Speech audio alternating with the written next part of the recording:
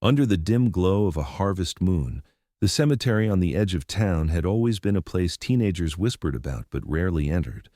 The headstones leaned with age, their engravings worn by time, and the surrounding trees seemed to lean inward, swallowing the ground in a kind of hushed darkness.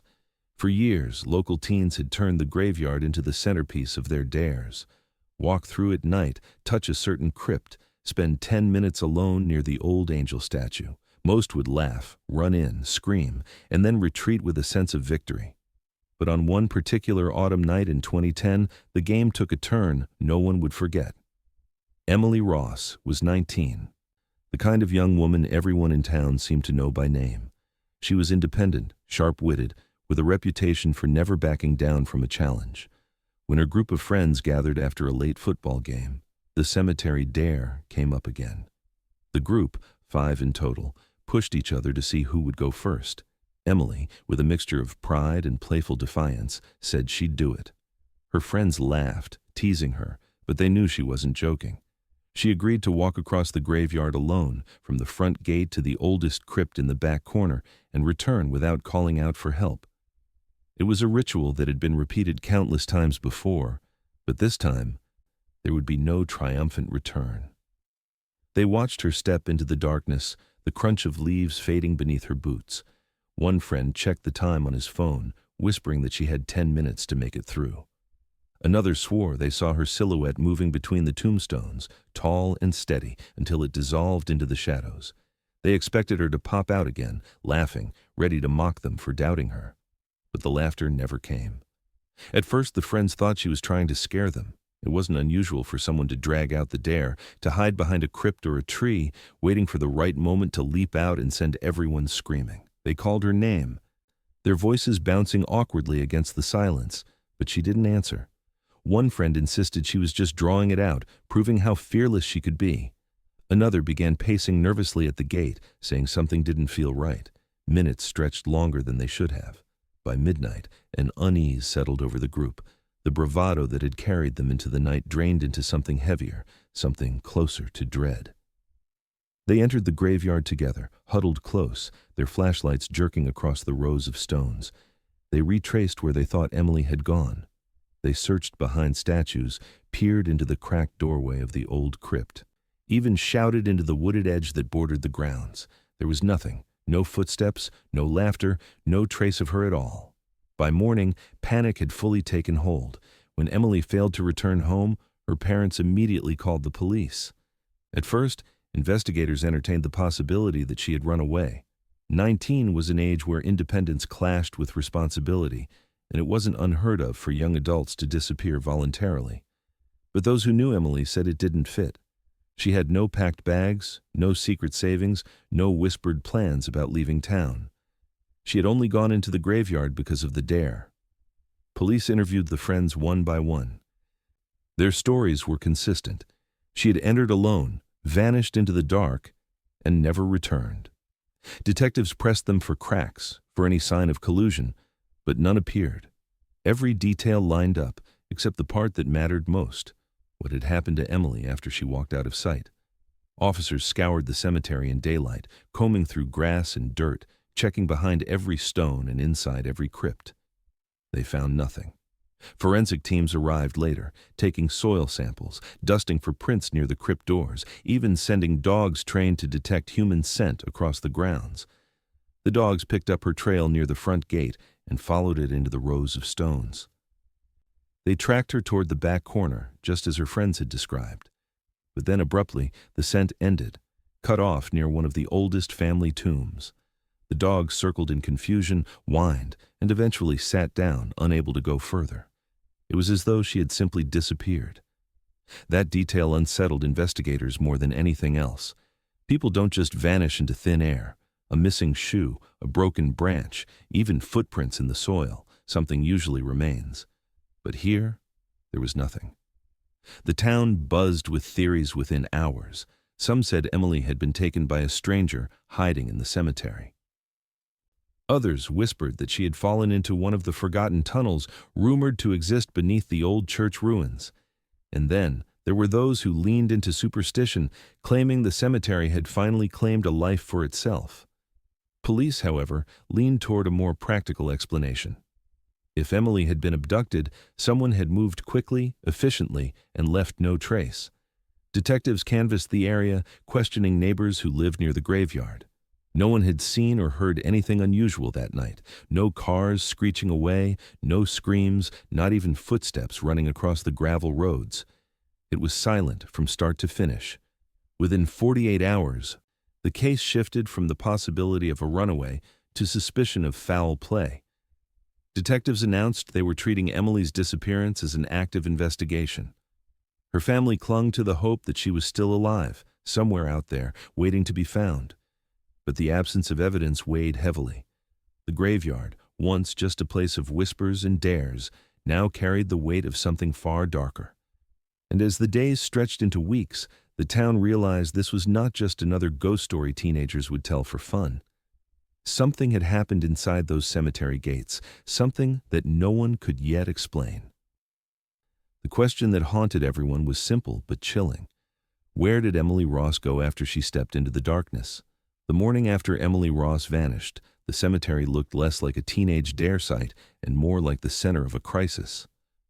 Patrol cars lined the narrow road outside the iron gates, their red and blue lights flashing against the crooked headstones. Detectives moved in slow patterns between rows, notebooks in hand, while deputies set up yellow tape to keep onlookers out. By mid-afternoon, volunteers from town began to arrive, many of them parents themselves, carrying flashlights, gloves, and bottled water. What started as a handful of officers quickly swelled into a full-scale search operation. The first step was retracing her last known path. Detectives walked alongside the same friends who had dared her into the graveyard, pressing them to recall the precise route Emily had taken. They pointed out the cracked angel statue, the crooked oak tree, the faint outline of where she had disappeared into the darkness. Officers marked each location with flags, forming a breadcrumb trail of her final moments. But each marker ended abruptly at the far corner of the cemetery, near the weathered entrance of the Warren family crypt. Beyond that, nothing. Search dogs were brought in again, trained specifically for missing persons. They lowered their noses to the ground, weaving between headstones with handlers tugging behind them. For a while, the scent line was strong. The dogs followed the exact path her friends had described, their movements quick, purposeful. But just as before, it ended at the crypt. The animals circled in confusion, noses pressed against stone, whining as if the trail had been severed by something unnatural. That detail spread quickly among volunteers, who whispered about old stories of tunnels and chambers beneath the cemetery. The search expanded outward. Officers and volunteers formed human chains, moving in rows through the nearby woods that bordered the graveyard. They carried sticks to part undergrowth, checking for signs of struggle or discarded clothing. Drones scanned the tree line from above, though the canopy was too thick to offer much clarity. Deputies moved on to the abandoned church ruins, half a mile from the cemetery, an old stone shell long stripped of its roof and pews.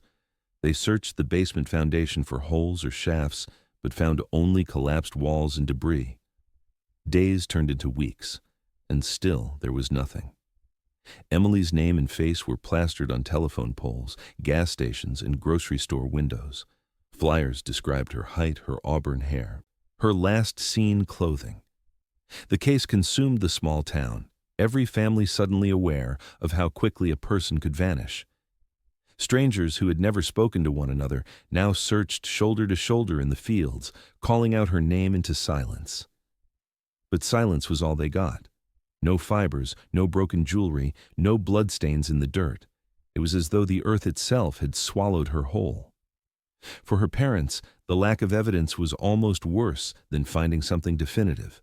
Each day ended with another knock on the door, another detective telling them nothing new had surfaced.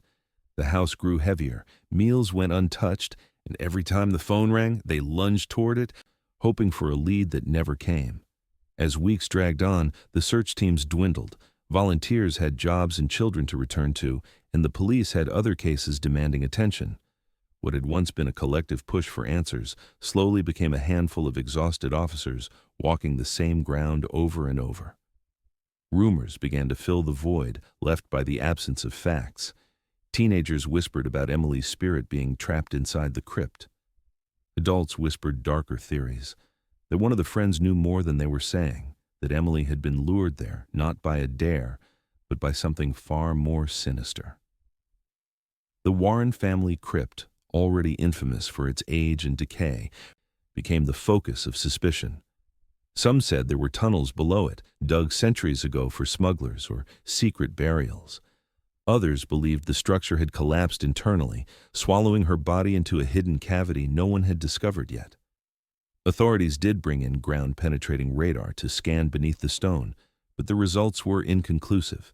Disturbed soil, strange voids, nothing definitive enough to warrant tearing it apart. Her parents refused to let go.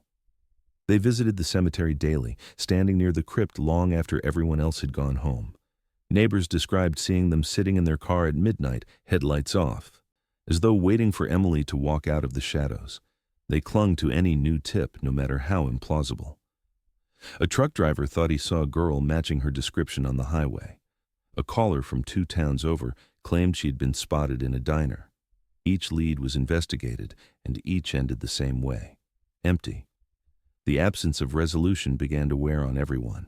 Detectives admitted privately that they had run out of realistic leads. The case file grew thicker, stuffed with interviews, maps, and false sightings, but not one page pointed toward an answer. Volunteers who once spoke with optimism now muttered about something darker than a disappearance. Parents warned their children never to go near the graveyard, and teenagers who once mocked the place refused to walk past its gates. The official search was eventually scaled back, though Emily's name remained on active missing persons lists. Her parents refused to stop, pleading in television interviews for anyone with information to come forward. But in the silence that followed, another reality began to take hold. Whatever had happened to Emily Ross that night, it hadn't been random, and it hadn't been ordinary. The trail had ended at that crypt for a reason, one that no one yet understood. And as the town tried to move forward, the Ross family stayed locked in that corner of the cemetery, convinced the ground beneath the tombstones still held the truth. In the weeks after Emily Ross disappeared, the town shifted from shock into something darker. With no answers from police and no trace of her body, whispers began filling the silence. At first, they were quiet conversations between neighbors, a kind of speculation meant to make sense of what had happened. But soon, rumors spread faster than official updates, turning Emily's disappearance into something more like a legend than an investigation. Teenagers were the first to bend the story into something unreal. A group of high school students claimed they saw her drifting in white near the cemetery gates late at night. They swore her figure glided between tombstones before fading into the air. Others insisted they had heard her voice calling from the woods. None of these claims were backed by evidence, but the details spread quickly, repeating at bus stops, whispered in hallways, until Emily wasn't just missing, she was haunting the very place she vanished. For parents, the rumors brought a different kind of fear. If Emily could vanish without a trace, so could their own children. Families stopped allowing their kids to walk near the graveyard. Teenagers who once used the cemetery as a playground of dares now crossed the street to avoid it. Even daytime visitors to the town's churchyard funerals described a sense of dread hanging in the air, as if stepping inside the gates meant inviting something unseen to follow them home. But beneath the ghost stories, more damaging rumors began to take root. Some residents started questioning the group of friends who had been with Emily that night. The idea of her vanishing without sound or struggle didn't sit right with many. People muttered in grocery stores and whispered at church services. What if the friends had seen more than they admitted? What if Emily had fallen or been pushed, and the group had covered it up? With no physical evidence, suspicion easily turned to blame. Police leaned into those suspicions as well. Detectives began re-interviewing the friends, pressing harder than before. Each was called back into the station, sometimes more than once, asked to walk through the night step by step. They were asked about their relationships with Emily, whether there had been arguments, jealousies, grudges.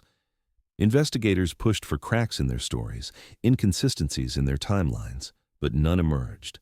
The accounts remained frustratingly consistent. Emily had walked into the graveyard, and then she was gone. Still, the pressure left scars. The teenagers, once inseparable, began to fracture under the weight of suspicion. Parents forbade them from being seen together. Friendships dissolved into silence, each family protecting their own child.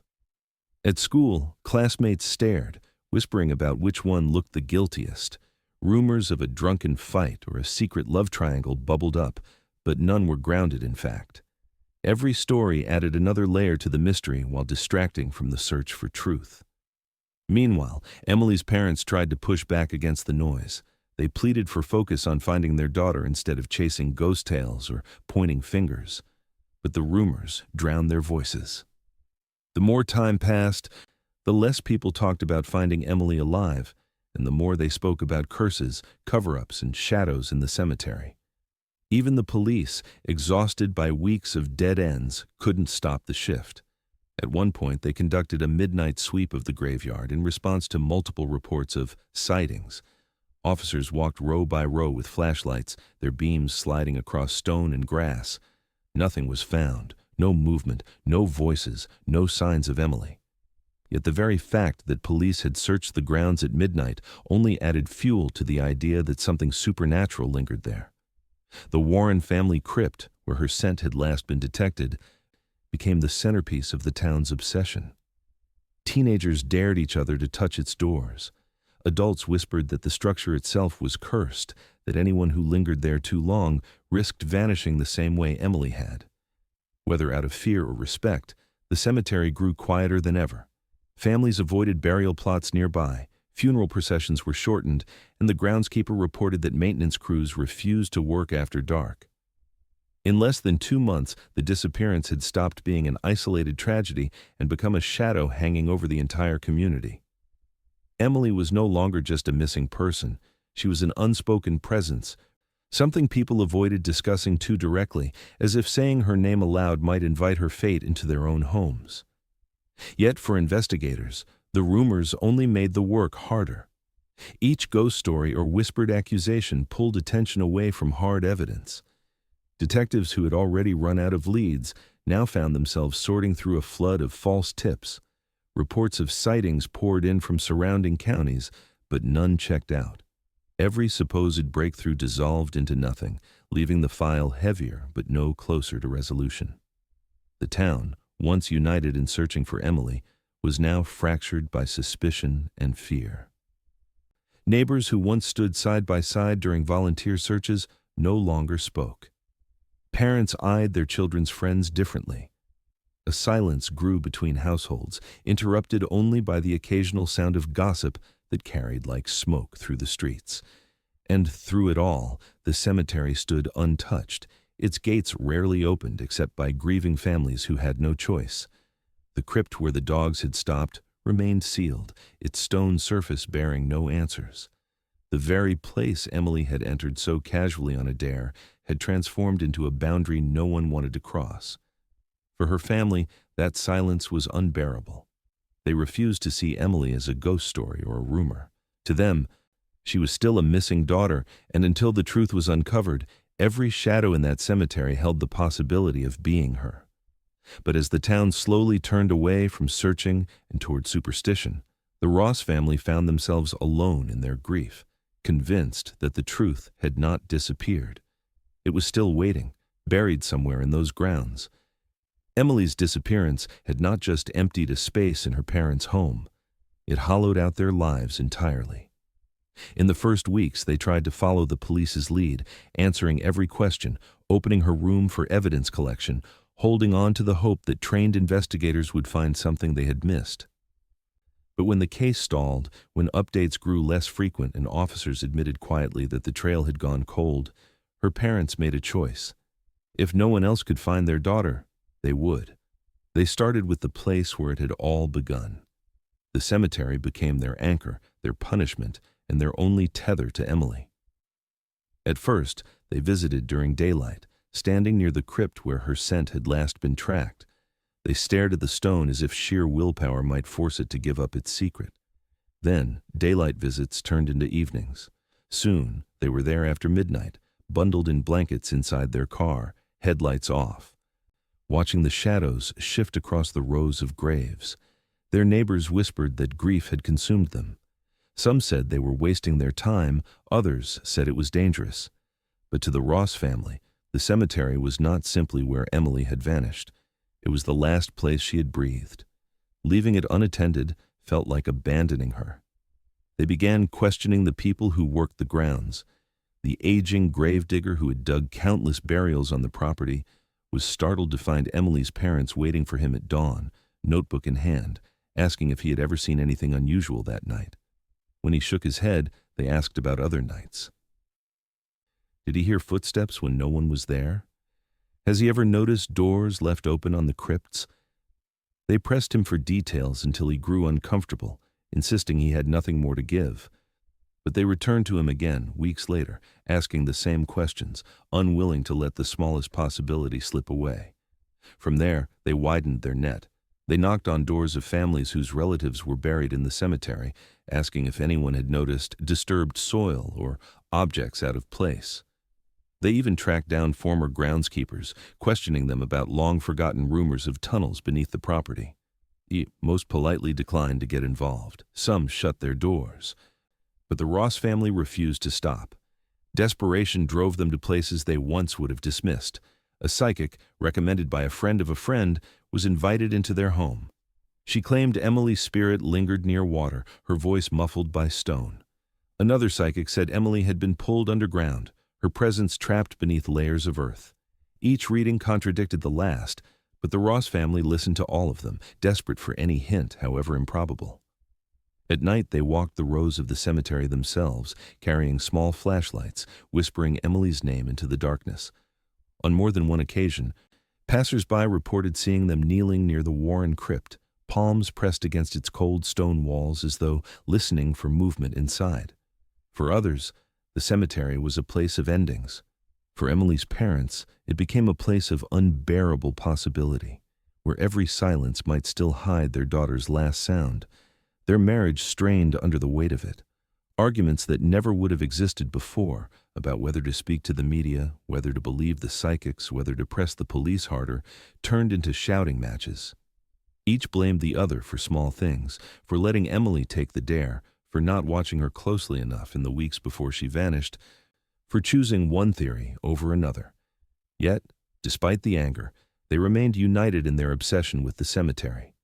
Every fight ended the same way, with both of them back at the gates, staring at the place that had stolen her. Friends tried to pull them back. Church leaders encouraged them to grieve, to accept that Emily might not come home. But acceptance felt like betrayal. The Ross family clung to the idea that there was still a secret buried in those grounds, one the authorities had failed to uncover. The crypts, the tilted gravestones, the hollow silence between trees. They believed it all formed a map, if only they could read it.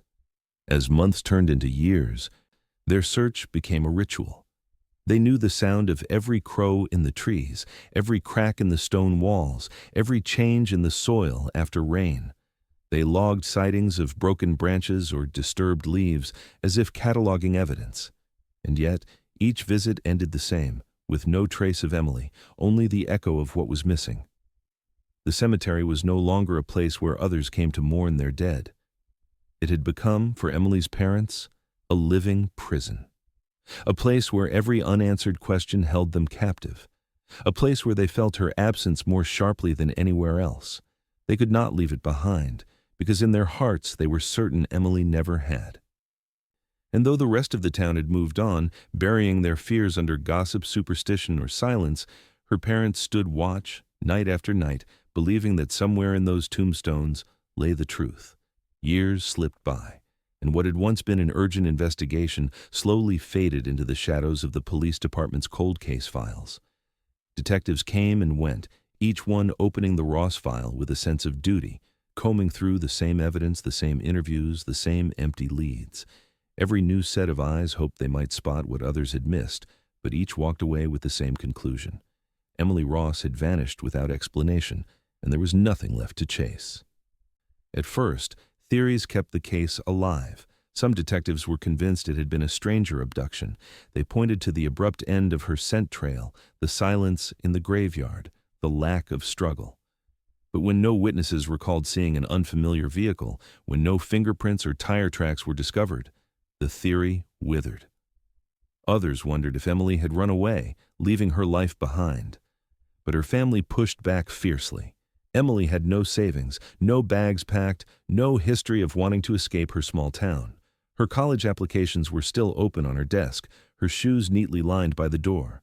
The idea that she had simply chosen to disappear never fit. Another theory revolved around a hidden relationship. Could Emily have met someone in secret that night, slipping away under the guise of the dare? Detectives searched her phone, digging through texts and calls. But there was nothing. Just routine conversations with friends and family, nothing hinting at a clandestine lover or dangerous connection. The only trace of that phone was the device itself, found cracked near the cemetery gate as though it had been dropped mid-step. Forensic technicians pulled every possible shred of data from it, but there was no hidden message, no clue to explain the last moments before it went dark. The few pieces of physical evidence collected, Emily's sweater, her phone, soil samples from the cemetery, were sealed in bags and stored in a box marked with her name. Over time, the box grew dusty, tucked into a shelf alongside dozens of other unsolved files. For the detectives, it became another reminder of a case that had no resolution. For Emily's family, it was a symbol of everything they still didn't know. The years took their toll. The Ross family watched anniversaries pass in silence, each one marked by news outlets briefly retelling the story before moving on to fresher tragedies. Detectives would occasionally reopen the file, calling the parents in to revisit old ground. But every meeting ended the same way, with sympathetic words and empty hands. No new tips, no new evidence, just the same hollow refrain. The trail had gone cold. In the town, Emily's name stopped being spoken in the present tense. Younger residents who hadn't known her began treating the story as folklore. They whispered about the girl who walked into the cemetery and never came out, turning her into a ghost story to scare one another with. Parents used her name as a warning. Don't wander off, don't take dares, or you'll end up like Emily Ross. What was once a tragedy became a cautionary tale, stripped of its human weight.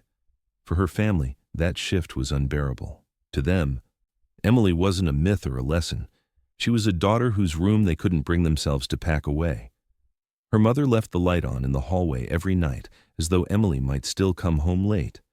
Her father kept her car parked in the driveway, tires flat, refusing to sell it. In their hearts, she wasn't gone. She was stolen, hidden, waiting to be found. The absence was a wound that never closed, and the silence of the authorities only made it deeper. Over time, even the detectives admitted their frustration. One retired officer confided that Emily's case haunted him more than others he had worked with. It was like she stepped off the earth, he told a reporter once. No one vanishes like that without someone knowing something.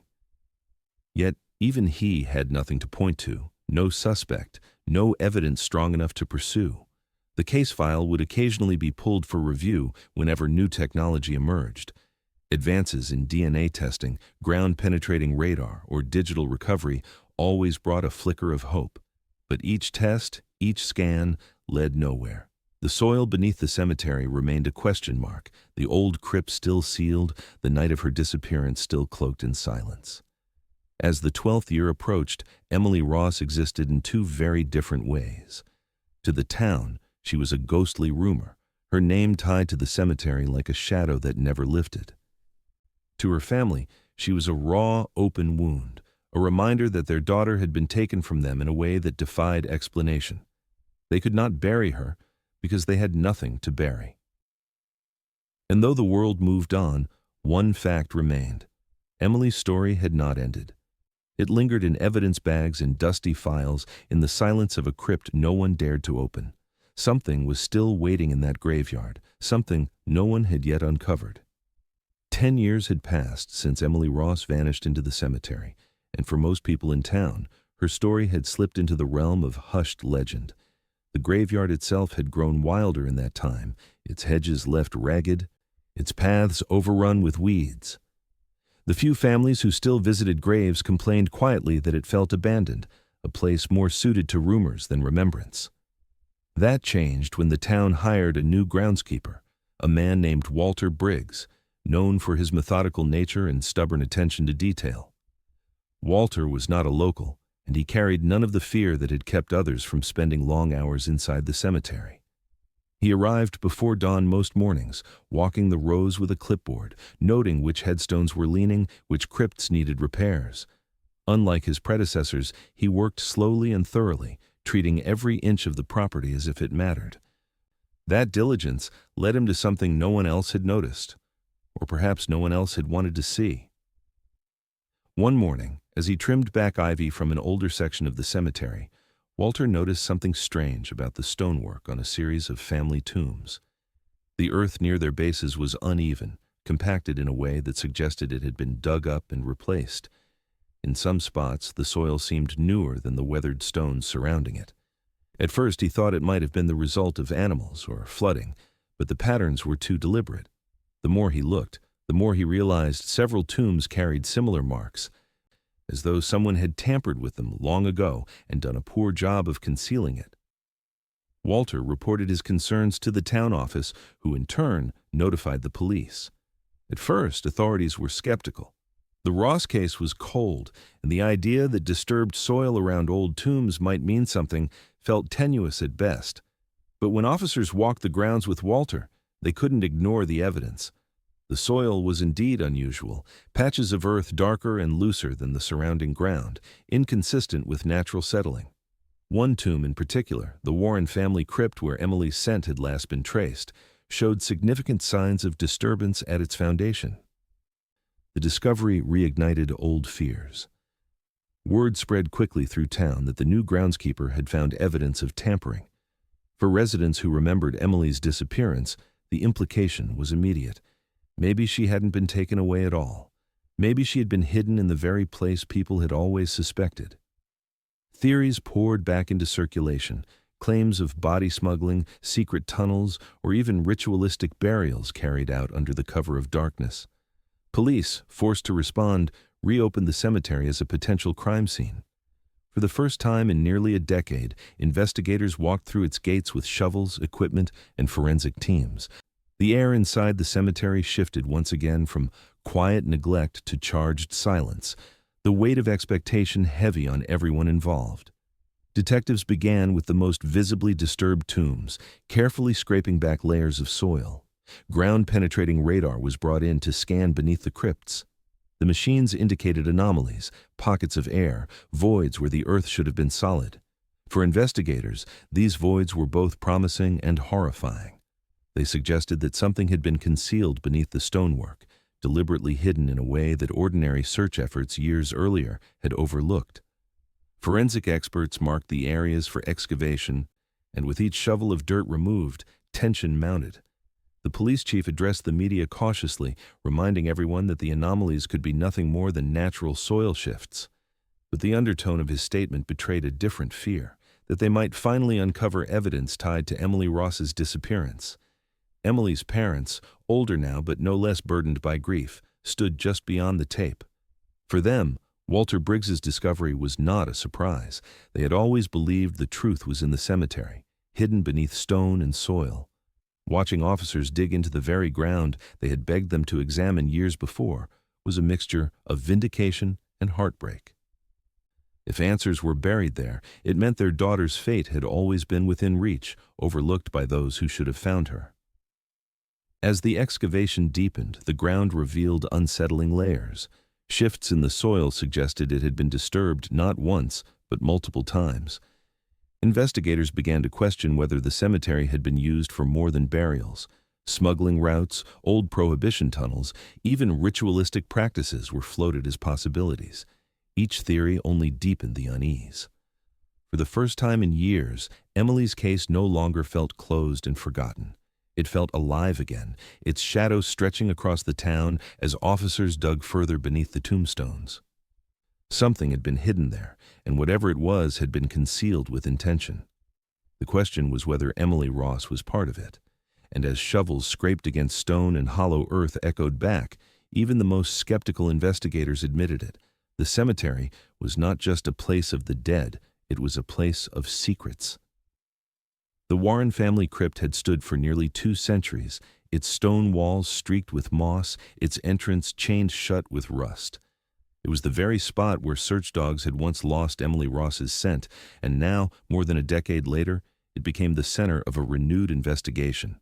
Forensic teams, archaeologists, and detectives gathered in silence as the first stones were carefully pried loose. The air inside was stale, a mixture of earth and decay, as shovels and brushes revealed what had long been hidden beneath. At first, the excavation felt like an archaeological dig. The crypt had partially collapsed, leaving layers of dirt and debris pressed against broken slabs. As experts removed each section, skeletal remains began to emerge. The bones were brittle, yellowed with age, and clearly not recent. They belonged to men, women, and children buried centuries earlier, some placed with fragments of wooden coffins, others reduced to scattered pieces in the soil. Investigators cataloged each find, carefully separating what was historical from what might be evidence. But then, as the layers deepened, the findings grew more unsettling. The number of bones was inconsistent with official burial records. More bodies seemed to be crammed into the tomb than should have been there, their placement haphazard, as though added later without ceremony. Some had been disturbed, moved from their resting places and shifted aside. To the experts, it suggested the site had been tampered with, possibly more than once, long after the original burials. The unease spread quickly among those working the site. The cemetery had always carried a reputation for haunting, but now it was shifting into something colder, more tangible. This was not the work of legend. This was the work of human hands. Then came the discovery that changed everything. Beneath the older bones, embedded in compact soil, forensic experts uncovered fragments of fabric. Unlike the decayed shrouds from earlier centuries, this material was different. The weave was modern, the fibers intact enough to identify as contemporary clothing. The team paused, realizing they had crossed from history into something far more recent. The fabric was carefully lifted, sealed in evidence bags, and sent for analysis. But even before lab results returned, investigators knew what they were holding was out of place. It wasn't supposed to be there, not in a tomb sealed for generations. And yet it was. Word of the find spread quickly through the community, reigniting a case many thought had died years ago. To locals, Emily Ross's name surfaced once more, spoken with both dread and relief. The cemetery was no longer a stage for ghost stories whispered by teenagers. It had become a potential crime scene, a place where secrets had been deliberately buried under layers of time. For Emily's parents, the discovery was both a torment and a vindication. They had stood at those gates for years, insisting their daughter's fate was tied to the ground beneath. Now, at last, there was proof that something modern had been hidden within that crypt. But the thought of what that fabric might be connected to, what else might lie beneath the stone, was almost unbearable. Detectives revisited old theories with fresh urgency. If Emily's scent had ended at that spot, and modern fabric was found buried beneath centuries-old remains, the possibility could no longer be ignored. She may have been concealed there, hidden deliberately beneath the bones of the long dead. It suggested planning, knowledge of the site, and a willingness to use the cemetery itself as cover. The tone of the investigation shifted. What had once been dismissed as superstition was now treated as evidence of a crime. The excavation expanded, each layer of soil revealing not just history, but the possibility of a modern secret that had been lying in silence for more than a decade.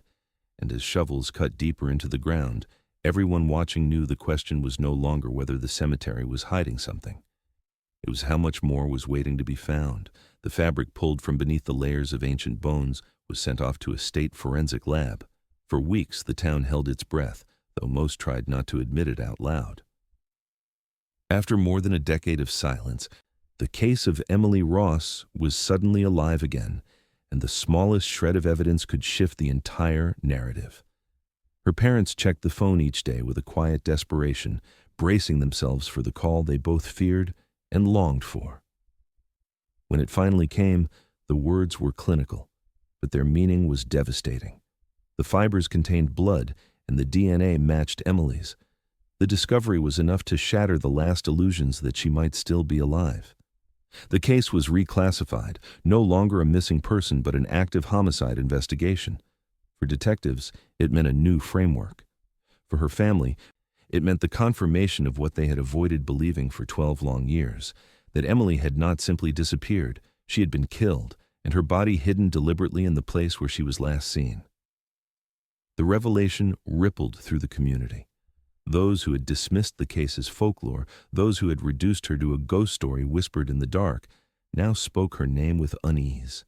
The cemetery was no longer just cursed ground. It was a crime scene, its secrets no longer confined to rumor. Investigators returned to the Warren crypt with renewed purpose. Ground-penetrating radar was deployed again, this time in wider sweeps. What the scans revealed deepened the sense of dread. Beneath the stone floor and packed soil, there appeared to be a hidden cavity, an unnatural void that didn't align with the original construction of the tomb. The soil above it bore signs of having been dug and replaced, compacted in ways that did not occur naturally. Someone had tampered with the grave, not just once but with intention, shaping the earth to hide something within it. The theory began to take shape. Whoever was responsible for Emily's disappearance had chosen the cemetery because it provided the perfect camouflage. By placing her remains beneath centuries-old bones, within a tomb that no one would dare disturb, they had ensured she would never be found. The disturbed layers, the overcrowding of skeletal remains, the hidden cavity, all of it pointed to a deliberate act of concealment. This wasn't the work of chance. It was calculated. The implications were chilling. Forensic experts explained that to bury a body beneath older remains required both knowledge of the site and enough time to work undetected. It suggested familiarity with the cemetery, perhaps even access to it after hours. Theories about strangers or passing predators began to weaken. The circle of suspicion started to close once again around those who had been there that night. For Emily's parents, the confirmation of blood on the fabric was both unbearable and validating. They had always insisted their daughter never left the cemetery. Now, science has proven them right, but the thought that she had been so close, hidden under stone and soil all this time, cut deeper than words could capture. The cemetery that had chained them in grief was not just a prison of memory, it was the very place her life had ended. Detectives revisited the old case files with new urgency. Every interview, every map, every piece of testimony was reevaluated under the weight of the evidence. The friends who had been with her that night were contacted again, their names once more whispered in the community. Old wounds reopened. Families who had tried to move on were dragged back into the orbit of suspicion. The cemetery itself became a different kind of landmark. Once avoided out of superstition, it was now treated with forensic precision. Investigators taped off sections, set up lights, and began methodical excavation around the crypt.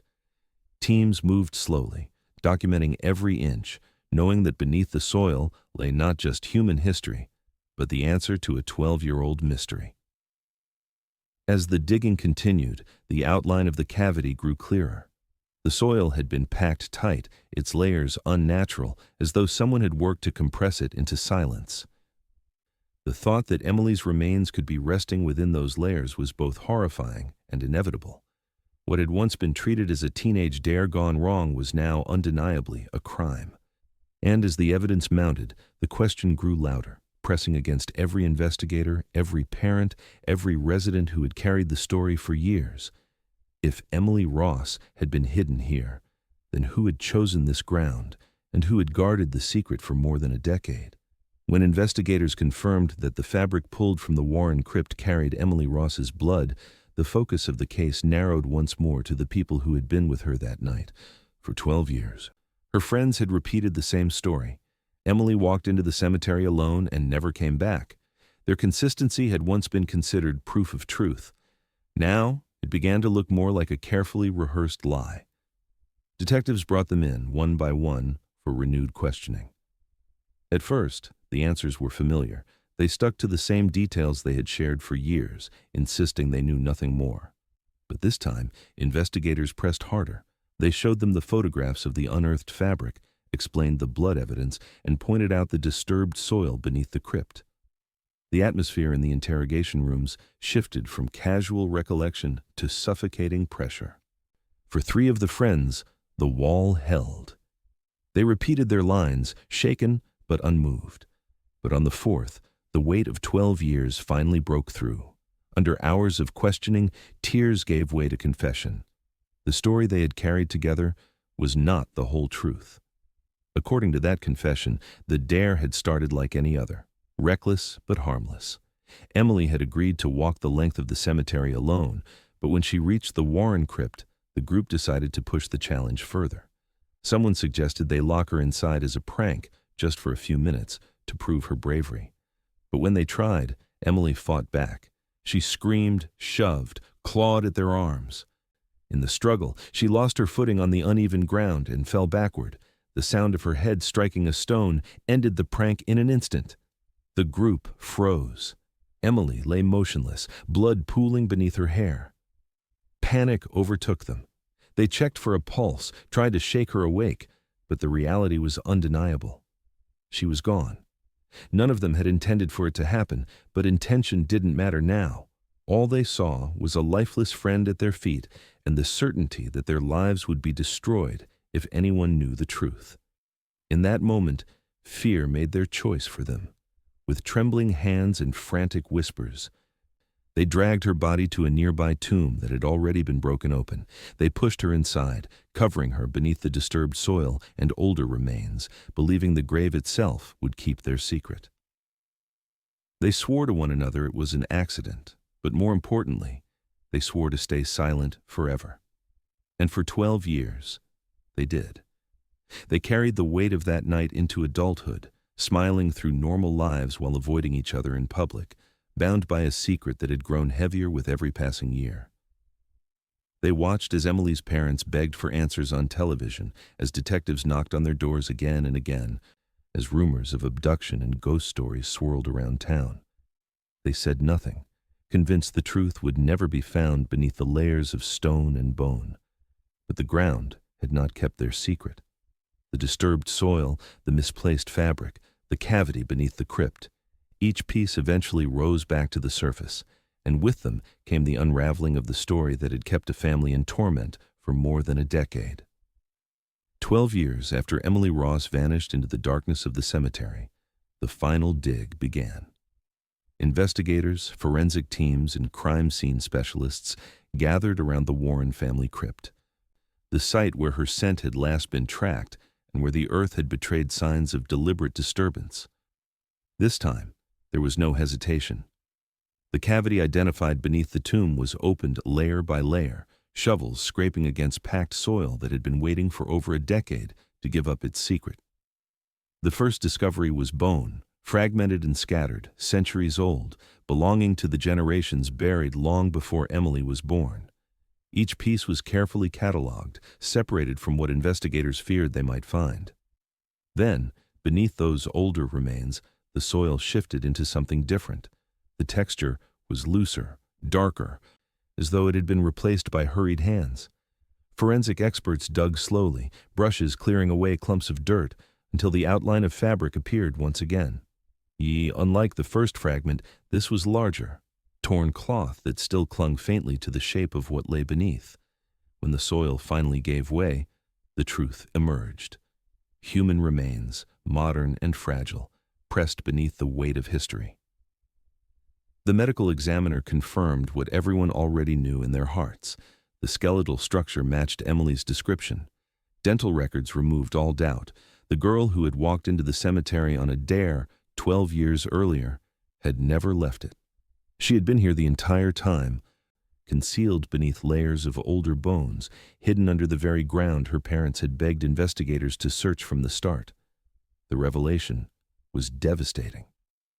For her parents, it was the confirmation they had both sought and feared. The torment of uncertainty was gone, but in its place was the crushing knowledge that their daughter had died within reach of discovery.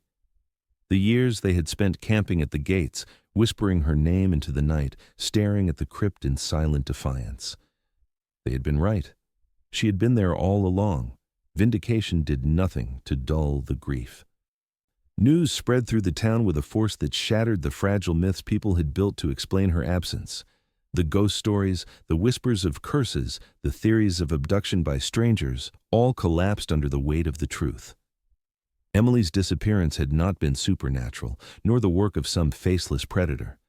It had been an accident, buried beneath cowardice and silence. Her friend's confession revealed the cruel pact that had hidden her for so long. What had started as a prank had ended in tragedy, and fear had turned a mistake into a 12-year nightmare. The betrayal struck the community like a wound. For years, neighbors had offered sympathy to the very teenagers who had carried the secret. Teachers had consoled them, churches had prayed for them, families had defended them. To learn that they had been complicit, not in Emily's death, but in the lie that followed, was almost unbearable. They had watched her parents suffer year after year while choosing silence over truth. The cemetery itself was transformed once again. Once a stage for ghost stories, then a site of unanswered dread, it was now a confirmed crime scene. The Warren crypt was cordoned off, its disturbed ground marked as evidence. Forensic teams spent weeks recovering every fragment, documenting every inch of the cavity that had concealed her. Each bone, each fiber was handled with the reverence of both science and mourning. The earth that had been manipulated to silence her finally spoke. Emily's remains were released to her family, who buried her in a private ceremony far from the cemetery that had imprisoned her. For them, it was the end of uncertainty, but not the end of grief. Closure was a word that felt hollow. There was no closure for 12 stolen years. There was only the truth, and the weight of living with it. The town, too, changed in the wake of the discovery. Parents who once warned their children with ghost tales now told the story differently, not as a legend, but as a lesson about fear, about the cost of silence. The cemetery gates, once avoided for superstition, became a reminder of what human choices had buried there. What was found beneath the tomb changed everything. It stripped away the myths, silenced the rumors, and revealed the cruel simplicity of what had happened. Emily Ross had never left the graveyard. Her disappearance had not been a mystery of shadows, but a secret of soil and stone, held in place by the silence of those who should have spoken.